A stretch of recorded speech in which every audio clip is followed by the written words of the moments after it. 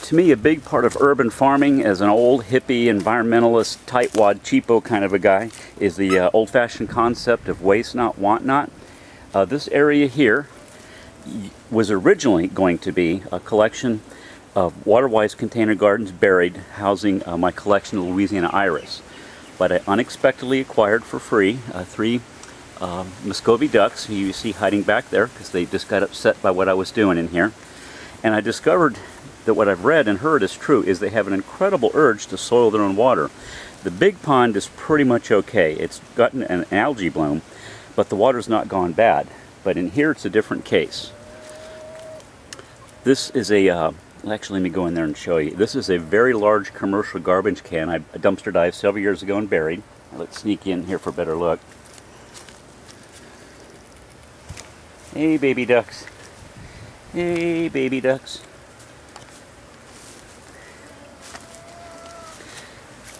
I put this pond in several years ago, I don't know, maybe 4 or 5 years ago. It's just a very large black, actually a brown plastic garbage can, a dumpster that I have behind a grocery store. And I've used it for mainly to raise water plants, and it's, as you can see, very deep. I think that shows up. But within, say, a month of my getting these Muscovy ducks, which used to be babies and have gotten huge quickly, they had remarkably fouled the water to the point that it was smelling bad. I noticed using small amounts of it. It's an incredible fertilizer. I gave it to my papayas and stuff. So here's what I just did.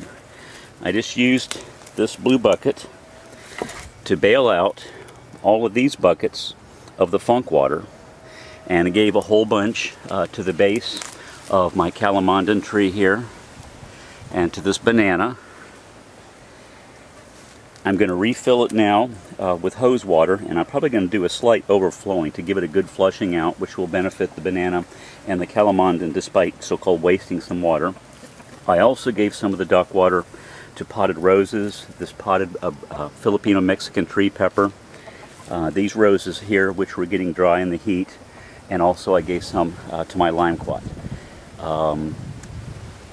It's kind of a hassle, but in that spirit of waste not, want not, if these ducks are going to give me eggs and at some point other ducks to eat, and in the meantime a very nutrient-rich fertilizer solution, I'm going to kind of see this ritual as another harvest instead of, oh God, I've got to clean out the duck pond. This third pond back here is a buried barrel that I got many years ago. It's very, very deep. And to my surprise, it took them till just 2 days ago to discover. They've been in here for maybe 2 months. I saw that they very, very quickly ate the duckweed that was in there, and they also ate all of the hot water kabamba.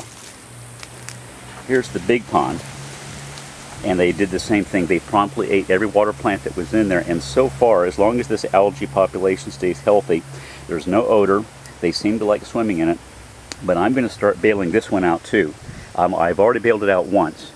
Maybe a month after I got them, but now that summer is here and we've had at least some rain, I think it'd be a good idea to bail out a good portion of this and give it mostly to this banana, which is a Saba banana. Let's get a close look at the ducks. They seemed to not like my being in here to bail out their spoiled water. I'm really glad to get them. I'd looked into Muscovy ducks for quite a while because they don't quack. They just make a quiet hiss. They're tropical by nature. They're considered a pest in Florida, so you're actually allowed to get them. And my original intention had been to take my bait cast net to the neighborhood lake and catch babies that I see every year. But of course this year I found none. I even went to another neighborhood lake where there were no ducks.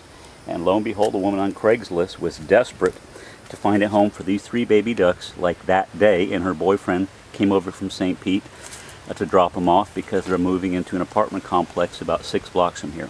So I've got Muscovies. I cannot believe the growth rate. When they came, they looked like little ducklings, and now the male is starting to get the warding on the head that we all expect from the Muscovies. Hey little guy. And as the young woman suspected, I really do think the other 2 are females. So they're going to have this whole fenced-in compound that goes all the way to my shed. It's fenced in across the front by containerized roses, and this jerry-rigged homemade gate thingy I made from trash that I scrounged and that a friend gave me, and extends all the way over to the big compost pile, and then back over past the sweet potato barrel to where you see that blue rack. So they've got a lot of area to hang out in. They've got a lot of shade, which they seem to really like. In the meantime, I've got this blessing of a perpetual source of potent liquid fertilizer. I guess in about a month or so I'll be able to report on how the various plants did that received it today. I think I'm going to divvy up most of these buckets worth.